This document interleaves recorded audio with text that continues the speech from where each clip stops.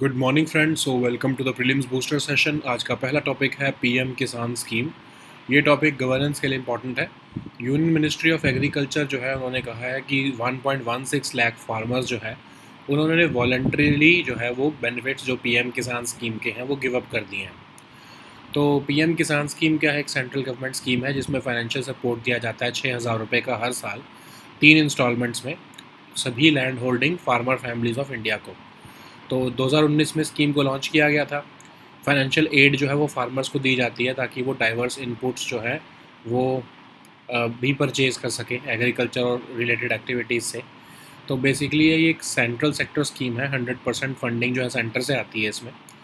Scheme से जो लगभग 11 करोड़ एलिजिबल फार्मर फैमिलीज़ को बेनिफिट हुआ है।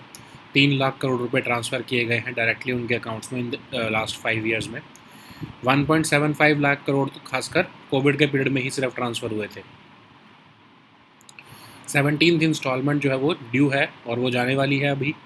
बेनिफिट जो हैं वो डायरेक्टली फार्मर्स को रीच करते हैं, कोई लीकेजेस नहीं होती हैं इसमें। और कहा जा रहा है कि हर 4 में से एक जो बेनिफिशियरी है वो एक वुमेन फार्मर है और लगभग 85% के आसपास जो बेनिफिशियरीज़ हैं वो स्मॉल और मार्जिनल फार्मर्स हैं। तो एक फार्मर्स सेंट्रिक डिजिटल इंफ्रास्ट्रक्चर भी क्रिएट किया गया ताकि बेनिफिट्स ऑफ द स्कीम जो है वो फार्मर्स को रीच कर पाएँ। एक कॉन्टीन्यूस इम्पैक्ट असेसमेंट भी की गई फर्दर इम्प्रूवमेंट के लिए स्कीम में। ठीक है। अब एग्रीकल्चर मिनिस्ट्री ने ये बोला है कि पीएम किसान मोबाइल ऐप जो है और वेबसाइट वो भी लॉन्च की गई जिससे फार्मर्स वॉलंटरीली एग्जिट कर सके स्कीम को। और उसकी वजह से जो है मैक्सिमम बिहार में फार्मर जो है वो सरेंडर की उन्होंने स्कीम के बेनिफिट्स। पॉसिबल रीजंस क्या हैं? एक तो एब्सेंटी लैंड लॉर्डिज़म हो सकता है, ठीक है, जिसमें जो है सब्सिडी लेने से ही मना कर दिया फार्मर्स ने। लैंड गोइंग जो लैंड है वो टैक्स पेइंग जो डिसेंडेंट्स हैं फार्मर्स के उनको उनके पास चला गया, तो अगर वो टैक्स पेयर है तो वो उनको ये बेनिफिट्स नहीं मिल सकते। फिर स्टेटस ऑफ लैंड ओनर्स भी जो है वो शायद चेंज हुए हैं। बहुत सारे इनएलिजिबल फार्मर्स को भी रिमूव किया गया है इस डेटाबेस से। ठीक है। नेक्स्ट हम टॉपिक देखते हैं elections in European parliament. Topic international relations के लिए इंपॉर्टेंट है। तो 2024 के यूरोपियन पार्लियामेंट इलेक्शन जो है वो अभी कंडक्ट होने वाले हैं। ये 10th पार्लियामेंट्री इलेक्शन होंगे जो 1979 से कंडक्ट किए जा रहे हैं लगभग। तो European parliament one of the legislative bodies है यूरोपियन यूनियन की। काउंसिल ऑफ यूरोपियन यूनियन के साथ मिलकर ये यूरोपियन लेजिस्लेशन अडॉप्ट करने का काम करती है। ईयू के लॉज जो होते हैं मेंबर स्टेट गवर्नमेंट्स के साथ उसको नेगोशिएट करना, ये सब इसका प्राइमरी फंक्शन है। और सेकंड लार्जेस्ट डेमोक्रेटिक इलेक्टोरेट है इसमें, वर्ल्ड का रिप्रेजेंट करती है जो। तो 1979 में पार्लियामेंट ने जो है डायरेक्टली इलेक्शंस किए और डायरेक्टली जो है वो हर 5 साल में इलेक्ट होती है यूरोपियन पार्लियामेंट।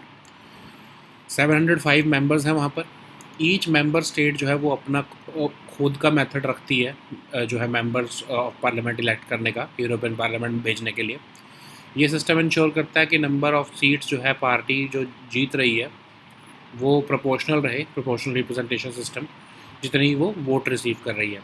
सिटीजन्स जो है मेंबर स्टेट्स के ईयू के वो रजिस्टर्ड रहते हैं वोट में पार्टिसिपेट करने के लिए इलेक्शंस में।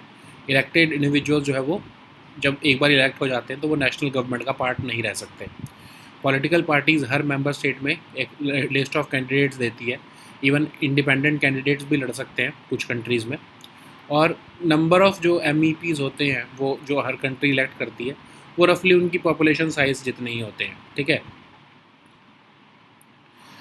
तो MEPs जो हैं वो पॉलिटिकल ग्रुप्स फॉर्म करते हैं यूरोपियन पार्लियामेंट में based on political affiliations rather than nationalities. ठीक है। नेक्स्ट हम टॉपिक देखते हैं hydroxyurea. Topic science and tech के लिए इंपॉर्टेंट है, सोशल इश्यूज़ के लिए इंपॉर्टेंट है। ICMR जो है वो पार्टनर्स ढूंढ रहा है न्यू प्रोजेक्ट के लिए जो कि डेवलप और कमर्शलाइज कर सके एक low dose children version of hydroxy urea, जो कि ये मेडिकेशन जो है वो सिकल सेल डिसीज़ को ट्रीट करने में हेल्प करेगी इंडिया में। तो सिकल सेल अनीमिया क्या होता है? Sickle cell anaemia one of the group of inherited disorders है जिसको हम सिकल सेल डिसीज़ भी कहते हैं। ये अफेक्ट करेगा shape of red blood sales. तो ये जो है कॉज करेगा रेड ब्लड सेल्स को हार्ड बनने में, स्टिकी बनने में, सी शेप्ड फार्म टूल की तरह बन जाते हैं ये सिकल सेल्स। ठीक है। तो सिकल सेल्स जो हैं वो रेड ब्लड सेल्स को हार्ड बना देते हैं।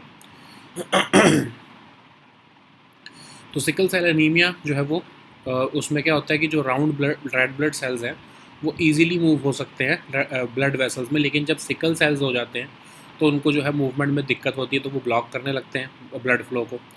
कई तरह जो सिकल सेल होते हैं वो अर्ली डाई भी हो जाते हैं, जिससे शॉर्टेज हो जाती है फिर रेड ब्लड सेल्स की बॉडी में। तो इसकी वजह से क्रॉनिक अनीमिया होना, pain, fatigue, acute chest syndrome और ऑर्गन फेलियर भी हो जाता है। ठीक है।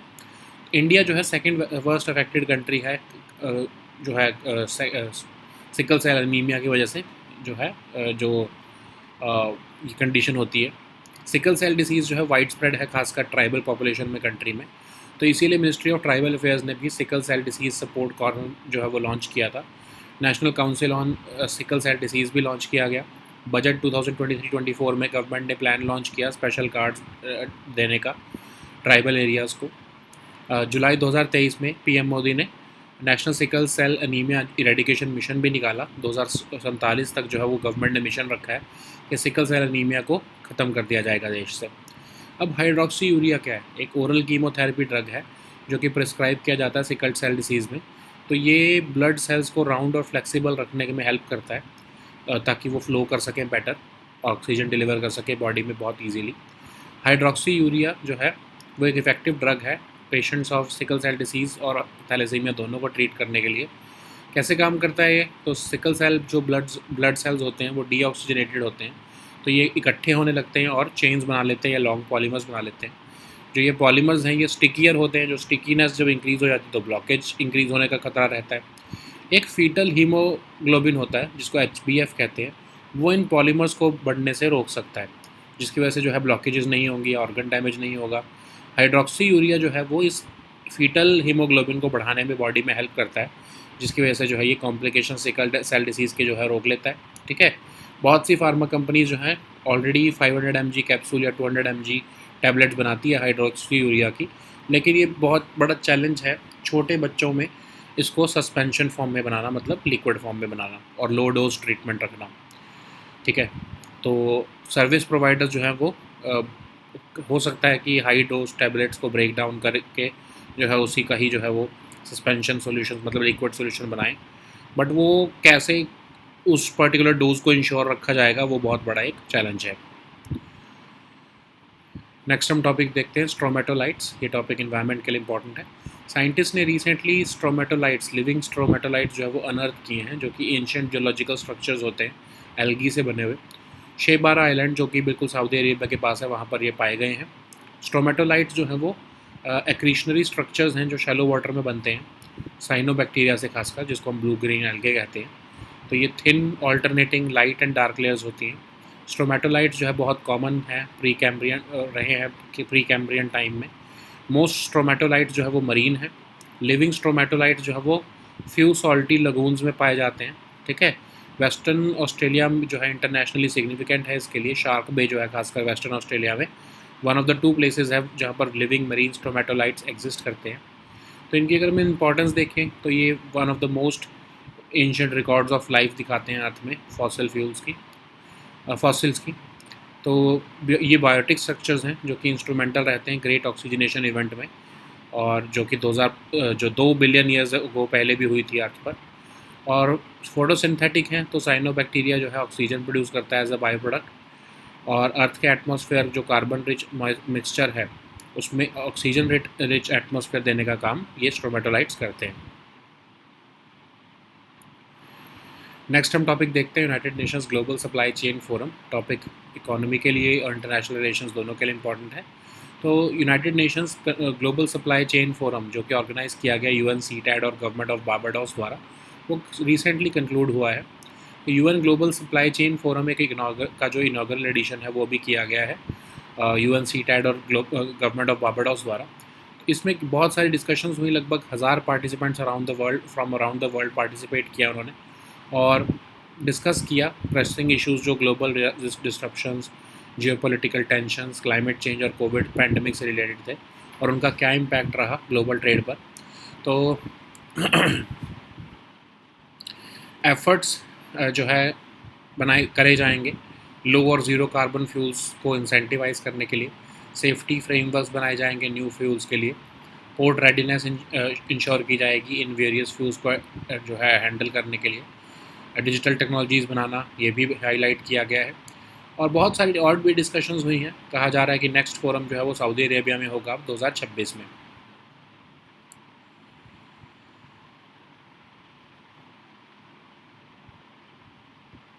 नेक्स्ट हम टॉपिक देखते हैं फिनोम इंडिया प्रोजेक्ट। ये टॉपिक साइंस एंड टेक के लिए इंपॉर्टेंट है। CSIR ने फर्स्ट फेज़ जो है longitudinal health monitoring project Phenome India का कंप्लीट कर लिया है। तो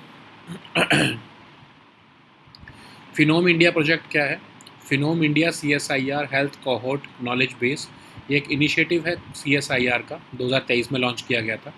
प्रोजेक्ट का एम है India specific risk prediction models देना कार्डियो मेटाबॉलिक डिसीज़ के अगेंस्ट, जैसे कि डायबिटीज़ या लिवर डिसीज़ या कार्डियक डिसीज़। ये first ever pan India longitudinal health monitoring study है जो कि कार्डियो मेटाबॉलिक डिसीज़ के ऊपर फोकस है। इस स्टडी का जो है एक क्रूशियल मोटिव ये है कि रिस्क और incidence of cardio metabolic disorders को आइडेंटिफाई करके इंडियन पॉपुलेशन में डील किया जा सके। CSIR जो है वो प्रिडिक्टिव, पर्सनलाइज, पार्टिसिपेटरी और प्रिवेंटिव हेल्थ केयर भी जो है वो इस प्रोजेक्ट के थ्रू जो है वो प्रमोट कर रहा है। तो CSIR क्या है? Ministry of science and technology के अंडर आती है बॉडी, और फोकस इसका साइंटिफिक रिसर्च और डेवलपमेंट पर रहता है। एरोस्पेस सेक्टर, बायोलॉजी, केमिस्ट्री, अर्थ साइंसेज, इंजीनियरिंग, मेडिकल साइंसेज में। प्राइम मिनिस्टर इसके प्रेसिडेंट होते हैं, minister of science and technology इसके वाइस प्रेसिडेंट होते हैं। ठीक है। So now let us see all these topics in English. So the first topic is PM Kisan scheme. This topic is important for your uh, governance section. So according to Union Ministry of Agriculture and Farmers Welfare, around 1.16 lakh farmers have voluntarily given up the benefits of an rupees 6,000 PM Kisan scheme. So what is the PM Kisan scheme? So it is a central government scheme that aims to provide financial support to all landholding farmer families of India, and the amount is about 6,000 per year per 6,000 rupees per year in 3 installments. So this initiative was launched in 2019, and it offers additional financial aid also to farmers for procuring diverse inputs needed for agriculture and related activities. PM Kisan is a central sector scheme with 100% funding from the center. So if we look at the 5-year report card of the PM Kisan scheme, then the scheme has benefited more than 11 crore eligible farmer families, with 3 lakh crore transferred directly to their accounts in the last 5 years. Of this, 1.75 lakh crore have been transferred to eligible farmers during COVID-19 period alone. 17th installment for the period is due and may be released anytime soon. So according to the recent study conducted by IFPRI on farmers of UP, benefits under the PM Kisan scheme reach the majority of farmers and they receive the full amount without any leakages. The inclusive nature of the scheme is reflected in the fact that at least one of the 4 beneficiaries is a woman farmer, and apart from that, of course, 85% of small and marginal farmers are covered in the scheme. So the scheme has also ensured farmer-centric digital infrastructure to ensure that benefits of the scheme reach all the farmers. A continuous impact assessment for further improvement in the scheme is also done by taking feedback through Kisan call centers and field surveys. So Ministry of Agriculture has also introduced a module in PM Kisan mobile app and website last year to enable farmers to voluntarily exit the scheme.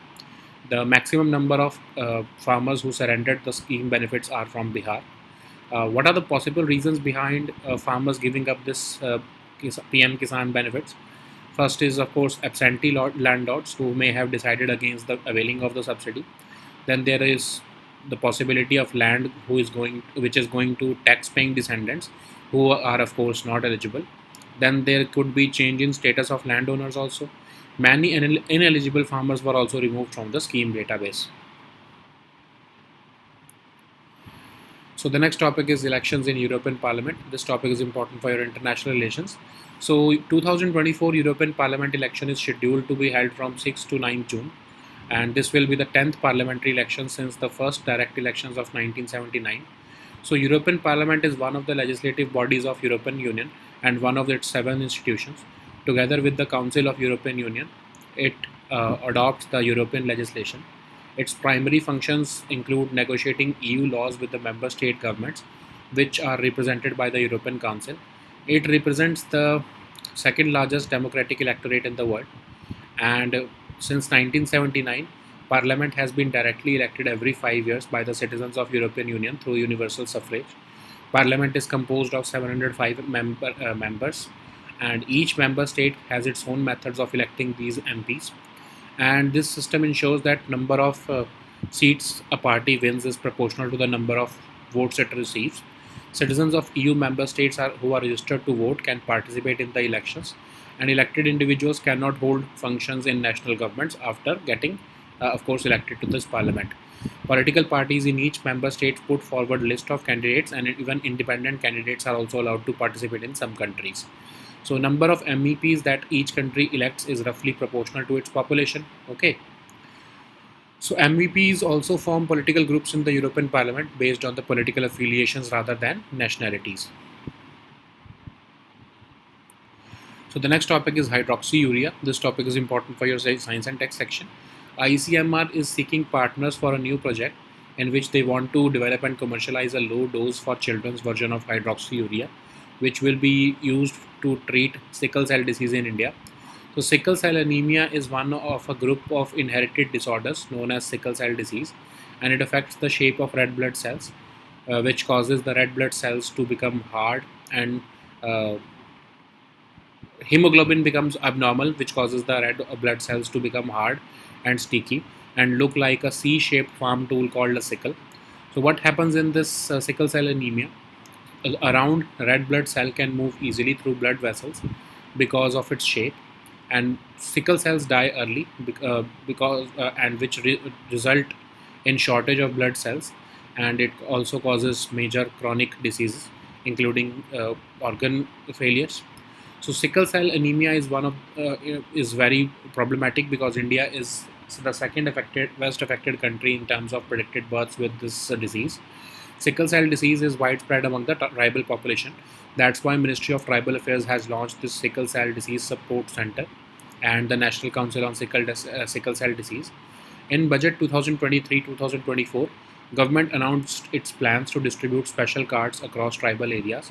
And in July 2023, PM Modi launched the National Sickle Cell Anemia Eradication Mission of 2047, which aims to eradicate sickle cell anemia from India in a mission mode by 2047. So, what is hydroxyurea? It is an oral chemotherapy drug that is prescribed to people with sickle cell disease. It keeps blood cells round and flexible, so that they can flow better and deliver oxygen to the body more easily. Hydroxyurea is an effective drug for treating patients of sickle cell disease and thalassemia. Okay, so when sickle cell blood cells are deoxygenated, they begin to clump together and form chains or long polymers. As polymers, sickle cells are also stickier. This stickiness increases the risk of blockages, and only fetal hemoglobin can prevent polymers from forming and therefore reduce the likelihoods of blockages and organ damage from occurring. And what happens with hydroxyurea? It increases the amount of HbF in the blood, and that's how it prevents the complications from sickle cell disease from arising.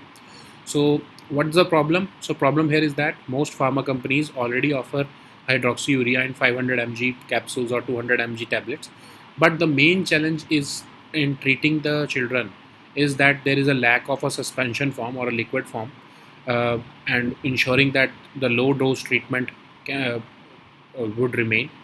Okay, so the next topic is stromatolites. This topic is important for your environment section. Scientists have recently unearthed living stromatolites, ancient geological structures which are made from algae on Shebara Island in Saudi Arabia, near Saudi Arabia in Red Sea. So these stromatolites are layered accretionary structures formed in shallow water and made from cyanobacteria or blue-green algae. These structures are usually characterized by thin alternating light and dark layers, which may be flat, hummocky, or dome-shaped. Stromatolites were common in Precambrian times, and most stromatolites are marine. Living stromatolites are found in few salty lagoons or bays on Earth. Western Australia is internationally significant for these living stromatolites. And Shark Bay in Western Australia is one of the two places in the world where living marine stromatolites exist. So these stromatolites provide some of the most ancient records of life on Earth by fossil remains.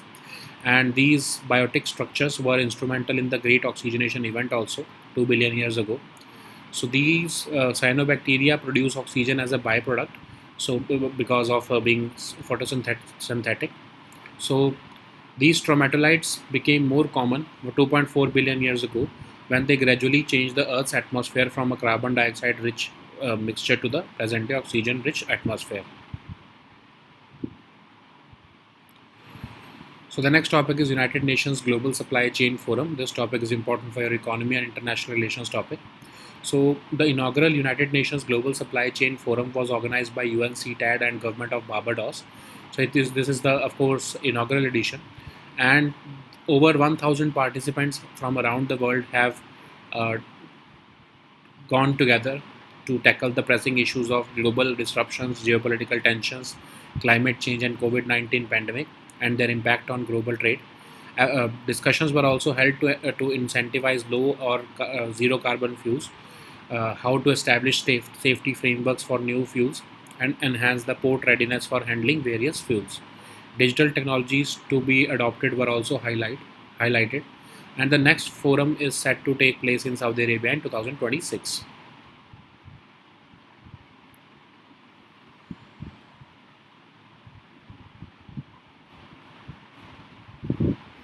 So the next topic is Phenom India project. This topic is important for your science and tech section. CSIR has recently concluded the first phase of its longitudinal health monitoring project called Phenom India.